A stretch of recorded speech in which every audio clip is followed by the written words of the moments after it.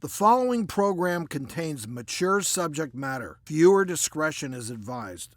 I've worked with couples who act out on group sex fantasies. I've worked on others who would never even dream of it, like Dr. Travis. And I've worked with people who are sort of in the middle of the road. But if you have these fantasies...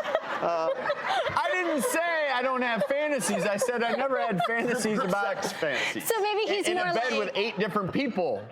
Oh, hey, what's your name again? Good to see you. What a great fantasy. I'm kidding. I digress. I was actually surprised like you at the result, because I thought that more adventure fantasies might dominate the landscape, like Sex on a Beach or the Mile High Club, you know, things Those are like also that. common, but for people, research shows that if you have a group sex fantasy, about over a third of people, it is their favorite fantasy. Really? They really love orgies, group sex. And yes, this study included people as old as 87. Yeah, 87. How do you know when your fantasies are problematic? Or you mentioned couples who watch pornography together, because we've also talked on this very stage about how people can become addicted to pornography and fantasies, and it actually inhibits them having a good quality sex life with their partner. This is a great question.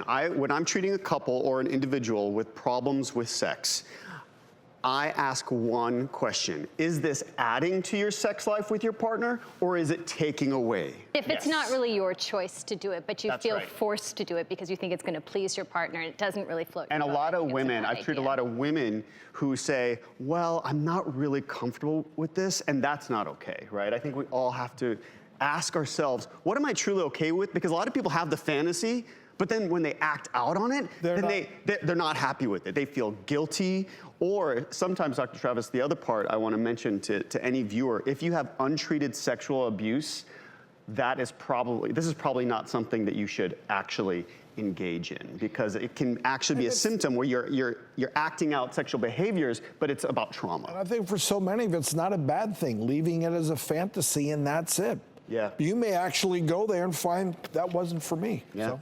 From a physical standpoint, you also have to be careful, because you may have a fantasy of something that if you carried it out in real life, oh, honey, my back! Oh! Some of these fantasies, they're not even realistic. Yeah. And that's where it's almost a true dream. Yeah, it's like a daydream. It's a daydream, as opposed to, well, this is what I really want, because you don't want to hurt yourself. That's right. You don't want to get yourself in a situation where, how am I going to get down from here? That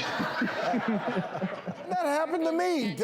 Yeah, how do Somebody you said, can I maybe tie in you up? I went, advance yeah, okay. decide And then I what's got a tied up and I reasonable didn't thing really, to do? I said, You didn't really like it? no, not really. In S&M, that's funny.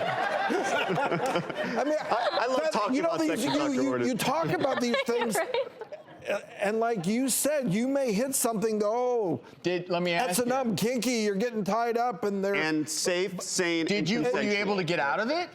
No. I had to be let out. Oh, man. I had to be untied. I was tied up. Wait, so, Dr. Dow, you started with 3 things. Safe. Yes. What were the other things? Sane and consensual. So are you consenting to this? Is it safe, and does it feel safe for me? Does it feel safe for me? You have to answer that question for yourself. Comfort zone. Yeah. And there are a lot of other ways to increase adrenaline and dopamine in the brain, which actually helps us to feel turned on. You can have sex in a new position with your partner. You could have sex on the kitchen table. You could bring some food into the bedroom. There are a lot of ways that are a little bit safer. I'm seeing some yeses. Some nods. Yeah, I see some nods. All right, I see you in the back row. And that's one of the keys to a lasting monogamous relationship. Yeah, because monogamy sometimes can be tedious, and so introducing some variety, as long as it feels safe and consensual, is A little bit of totally role play, reasonable. some names. Dr. Dow, I love your insight on all this stuff, always. Appreciate it. Thanks for having me.